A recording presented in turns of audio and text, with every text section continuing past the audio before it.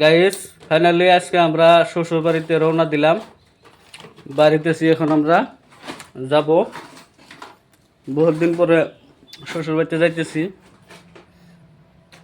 যদিও গরম, রোদ বেশি, তাও মানে কইলাম যে অল্প ঘুরে আহি। এই যে আমার সাথী দেখ বাড়িতেছে, ঘুরি কিনতেছে, ব্যাগটাও হাতে নিল। ফাইনালি এখন আমরা রওনা দিলাম।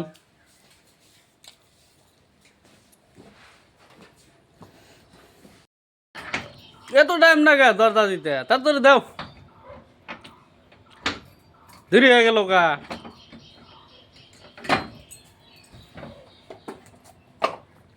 এখনো জুতাই বাইদা নাই।